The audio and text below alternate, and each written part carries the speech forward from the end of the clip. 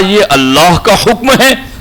تو فوراً انہوں نے کہا ہاں یہ اللہ کا حکم ہے۔ تو قربانی کی حکمت دیکھو، اس وقت سیدہ ہاجرہ نے کہا اذن لن یضیعن اللہ، اگر اللہ کا حکم ہے تو میرا ایمان ہے وہ اس جنگل میں بھی ہماری حفاظت فرمائے گا۔ آج قربانی یہ سبق دیتی ہے، اللہ کے حکم کے آگے لوگ اپنی عقلیں لڑاتے ہیں۔ دیکھو لوگوں کے حالات، میں ابھی اس کے اخیر میں بات کروں گا آپ کے ساتھ۔ اب جب یہی بچہ قرآن کہتا فلما بلغ معہ السعی، کہ جب یہ بیٹا کام کاج کو پہنچ گیا، یعنی باپ کے کام میں ہاتھ بٹانے لگا، اور تفسیر میں لکھا ہے کہ 13 سال کی عمر کے ہو گئے، تو اب اللہ کا حکم آیا۔ حضرت ابراہیم علیہ السلام نے کہا قرآن میں ہے بیٹا انی ارا فی المنام انی اذبحک، میرے بیٹے میں نے خواب دیکھا ہے کہ میں تجھے ذبح کر رہا ہوں، فانظر ماذا ترا، بتا تیری رائے کیا ہے۔ یہ غور کیجئے، 100 سال کی عمر میں بیٹا ملا اور دودھ پیتے حکم ملا چھوڑ آؤ وہاں جہاں کوئی بستی نہیں، چھوڑ آئے، کوئی ایکسکیوز اور کوئی عذر نہیں۔ وہی بیٹا جب 13 سال کی عمر کو ہوا ذبح کر دو، کوئی ایکسکیوز نہیں۔ یہ اللہ ایسے پیارے بیٹے کو قتل کر دوں، ایک ہی تو ہے، اتنا پیارا ہے، اتنی دعاؤں سے مانگا ہے، یا اللہ قتل کرنے سے فائدہ کیا ہوگا، ایک جان چلی جائے گی۔ اللہ کا حکم ہے نا، اب اپنی کوئی عقل نہیں، اب اپنا کوئی مشورہ نہیں، اب اپنی کوئی رائے نہیں، فوراً بیٹے کے پاس گئے، بیٹے کو پوچھا بیٹے فانظر ماذا ترا، میں تجھے ذبح کرنا چاہتا ہوں، بیٹا بتا تیری کیا رائے۔ تفسیر میں لکھا گیا کہ ابراہیم علیہ السلام نے اس لیے نہیں پوچھا کہ معاذ اللہ بیٹا انکار کر دے گا اور میں نہیں، پوچھا اس لیے تھا تاکہ دنیا کو بتایا جائے کہ جس کی رگوں میں خلیل کا خون ہے، جس کے جسم میں ہاجرہ کا دودھ ہے، جس نے نبوت کی آغوش میں تربیت پائی ہے، آج دنیا کو بتایا جائے کہ ان کا انداز اطاعت کیا ہوتا، اللہ کے حکم کے آگے ان کا سر جھکانے کا انداز کیا ہوتا ہے۔ جب باپ نے کہا کہ میں تجھے ذبح کرنا چاہتا ہوں، تو پتہ ہے اسماعیل علیہ السلام نے کیا جواب دیا؟ اللہ اکبر، وہ انہی کے شایان نشان، فرمایا یا ابت افعل ما تؤمر، یہ قرآن ہے، یا ابت افعل ما تؤمر۔ اگر کسی سے کوئی پوچھے کہ میں آپ کے لیے چائے لے آؤں، تو سامنے والا بندہ کہے کہ ہاں چائے لے آئیے۔ اب اگر بہت زیادہ محبت ہو تو بندہ یہ کہتا آپ کچھ بھی لے آئیے،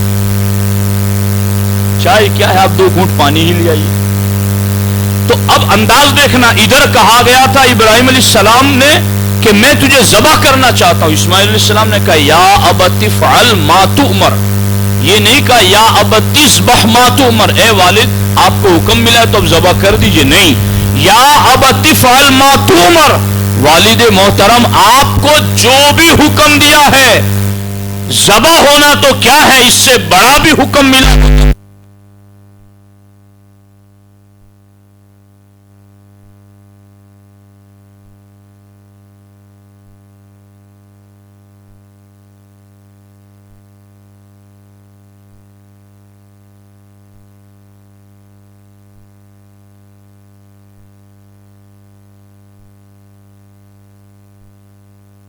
اس لیے کہ تمہیں یہ بتایا جائے کہ جانور ذبح کرتے وقت اس کا بیک گراؤنڈ دیکھو، اس کا پس منظر دیکھو کہ یہ قربانی کس کی یاد میں ہے اور کب اور کیوں کرائی گئی، اس لیے کہ اس قربانی کے ذریعہ تمہیں بتایا جائے کہ بچہ دودھ پیتا ہو مگر اللہ کا حکم دور رکھ کے آؤ، تو اللہ کے حکم کے خلاف کوئی عذر نہیں۔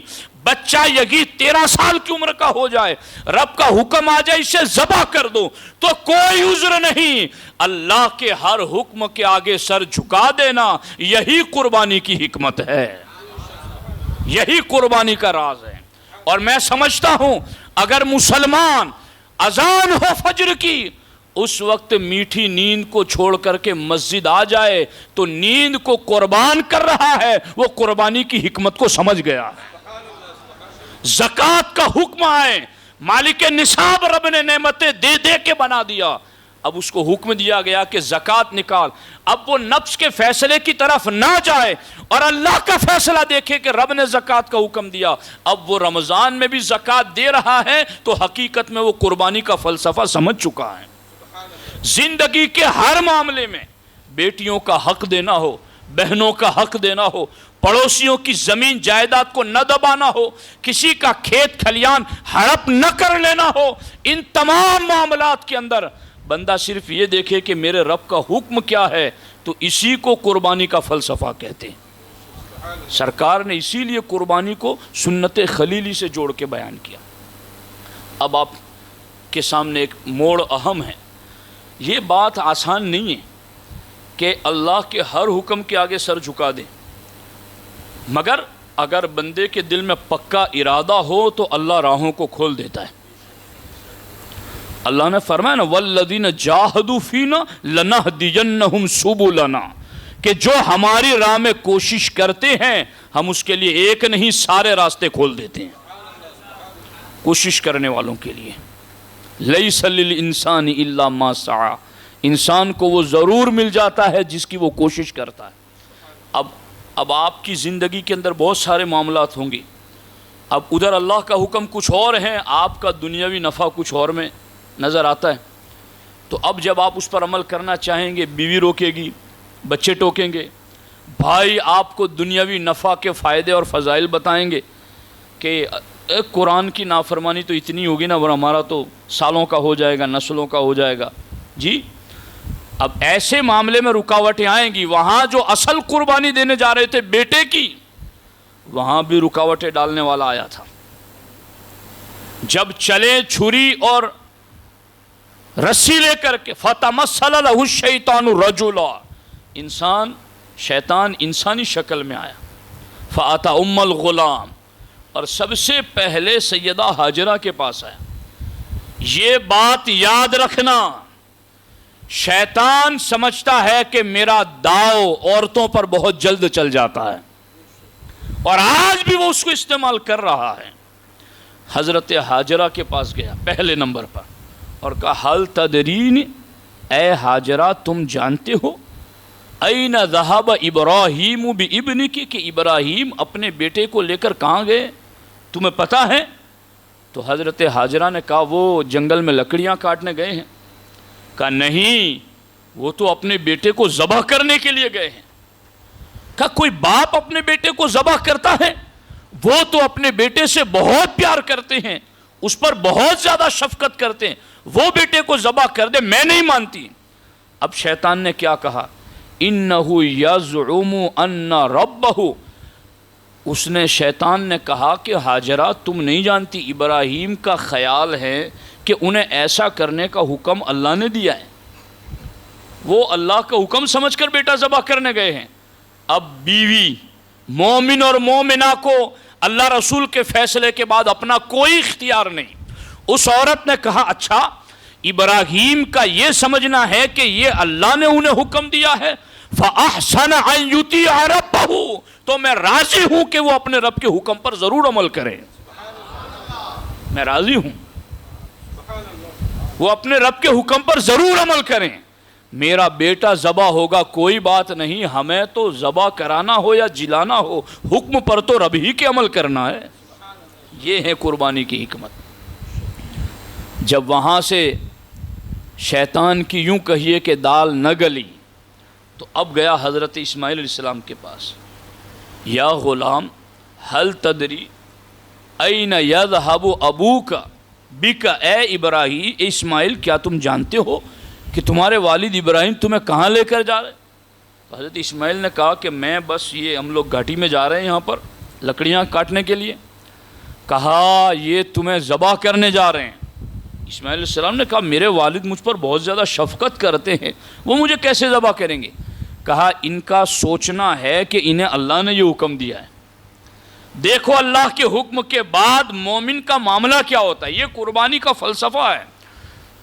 حضرت اسماعیل سے جب شیطان نے کہا کہ یہ اللہ کا حکم ہے, یہ سمجھ کر لے کر ذبح کرنا چاہتے ہیں, کہا اگر اللہ کے حکم پر مجھے ذبح کرنا چاہتے ہیں تو میں اس پر رضامند ہوں, میں اس پر تیار ہوں. اب جب یہاں بھی اسے کامیابی نہ ملی، حضرت ابراہیم کے پاس آیا لاسٹ میں، یا شیخ، اے بزرگ شخص، کہاں جا رہے ہو؟ اے بزرگ کہاں جا رہے ہو؟ شیطان کیا کہہ رہا ہے وہ دھیان سے سننا۔ شیطان ابراہیم علیہ السلام کو کہتا ہے، اے بزرگ کہاں جا رہے ہو؟ مجھے لگتا ہے کہ شیطان نے تمہیں خواب میں بیٹا ذبح کرنے کے لیے کہا ہے۔ بات سمجھ آ رہی ہے نہیں آ رہی ہے؟ ہاں سمجھا کرو، یہ شیطان بھی کبھی یوں شیطان کی بات کرتا ہے۔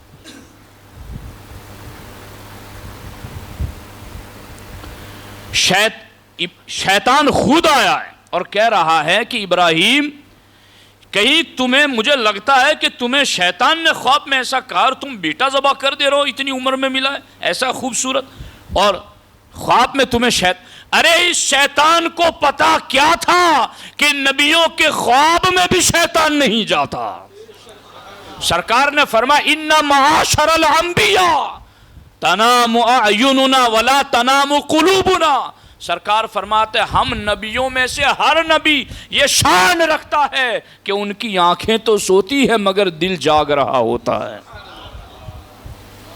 ان رؤی الانبیاء وحی، سرکار نے فرمایا انبیاء کے خواب بھی وحی الہی ہوتے ہیں، مگر یہ شیطان تھا، خود کہہ رہا ہے کہ کہیں شیطان نے تمہیں یہ خیال نہ دیا ہو۔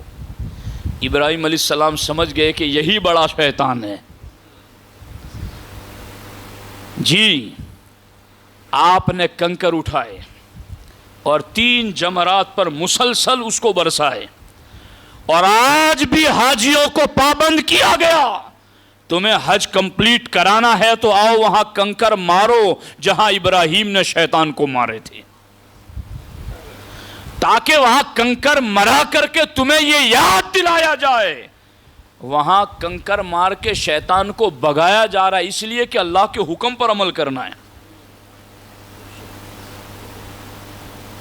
میرے عزیزوں اور بزرگوں، مومن اور مومنہ کے لیے اللہ رسول کے فیصلے کے بعد اپنا کوئی اختیار نہیں رہ جاتا، اور یہ پوری شان آپ کو قربانی میں نظر آئے گی۔ بیٹا 100 سال کی عمر میں ملے، ایسا خوبصورت کہ خود بھی نبی کا باپ، امام الانبیاء کا باپ، دودھ پی رہا ہے، حکم آیا چھوڑ دو، کوئی عذر نہیں، یا اللہ تیرا حکم ہے میں تیار ہوں۔ وہ بیوی بچے دونوں، وہ بھی اللہ کا حکم ہے ہم تیار ہیں، ذبح کرنے کا اللہ کا حکم ہے ہم تیار ہیں۔ یہ حکم ہم کب سمجھیں گے؟ کہ جب ہمارا کوئی بھی معاملہ ہو اور ہمیں سامنے سے کوئی سمجھا یار تو جو یہ کر رہا ہے غلط ہے، اللہ کا حکم یہ، تو مومن کو تو یہی چاہیے، اللہ کا یہ حکم ہے میں ماننے کے لیے تیار ہوں۔ شادیوں میں گناہوں کے بازار گرم کرنا ہو، یا اس طرح کے ہزاروں معاملات ہو، جہاں کہیں آپ کو معلوم پڑ جائے کہ اللہ کا فیصلہ یہ ہے، جسے مومن بن کے رہنا ہے اسے اپنے نفس کی بات چھوڑنا ہے اور اللہ کے فیصلے کے آگے سر جھکانا ہے۔ قربانی ہمیں یہ سبق سکھاتی میرے عزیزوں، اس لیے جانور ضرور ذبح کریں۔ اللہ نے آپ کو مالک نصاب بنایا ہے، نعمتیں دی ہیں اللہ نے، اس کا شکر ضرور ادا کریں، مگر اس کے پیچھے قربانی کی حکمت سمجھیں کہ وہ تو بیٹا ذبح کرتے ہیں، ہم نفس کب ذبح کریں گے؟ وہ تو اسماعیل کو ذبح کرنے کے لیے تیار ہے، ہم اپنی انانیت کو کب ذبح کریں گے؟ اپنے ایگو کو کب ذبح کریں گے دین کے خلاف جو ہیں؟ یہ قربانی کا فلسفہ ہے۔ اس لیے میرے عزیزو، یہ بہت عظیم اور اہم دن قریب ہیں، جیسا کہ حضرت مولانا مبارک صاحب نے آپ کو بتایا۔ میں 1-2 حدیثیں اور آپ کو بتا دوں۔ ہمارے آقا علیہ السلام نے فرمایا، اور اس پر میرا پورا بیان ہے ہیرا جمبو سر پر، آپ سنیے گا۔ ملا علی قاری نے بھی اس کو لکھا، امام قرطبی نے بھی لکھا، اور دیگر ائمہ نے اپنی تفاسیر میں لکھا کہ سال کے سارے دنوں میں سب سے افضل دن کون سے؟ تو باضابطہ اس پر تحقیق کی گئی اور حدیثوں اور قرآن کی ساری آیتوں کو سامنے رکھ کر اس پر فیصلہ کیا گیا کہ پورے سال کی راتوں میں سب سے افضل راتیں رمضان کی آخری 10، پورے سال کی راتوں میں سب سے افضل راتیں رمضان کی آخری، مگر پورے سال کے دنوں میں سب سے افضل دن ذی الحجہ کے یہ 10 دن ہیں۔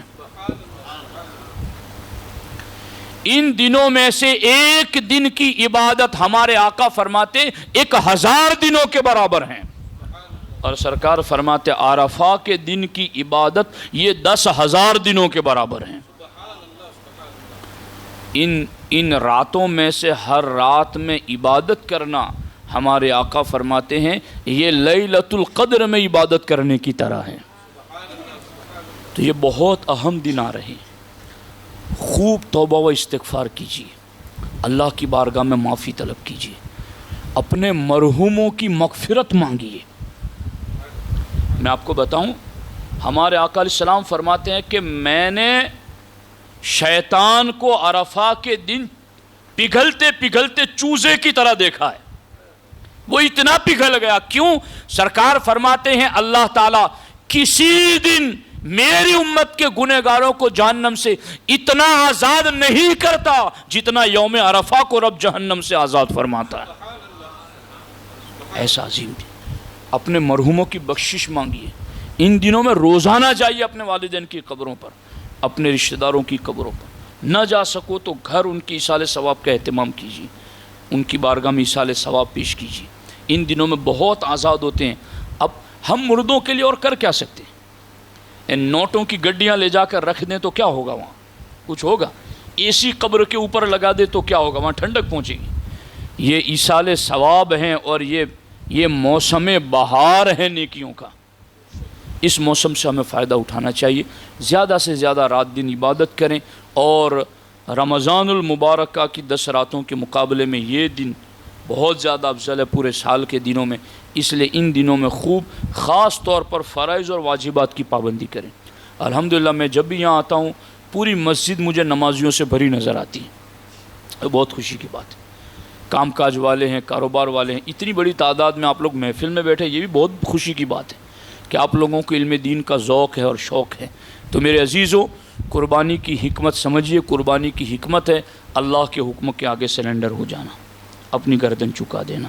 اور قربانی کے یہ دن جو ہیں، ایام تشریق ہو، ایام نحر ہو، یا یہ ذی الحجہ کے 10 دن ہو، یہ بہت فضیلت والے۔ ان دنوں میں خوب صدقہ و خیرات کیجیے، ایصال ثواب کیجیے، اپنی اور امت کی بخشش مانگیے۔ اللہ کریم مجھے آپ کو سب کو عمل خیر کی توفیق عطا فرمائے۔ السلام علیکم ورحمۃ اللہ وبرکاتہ۔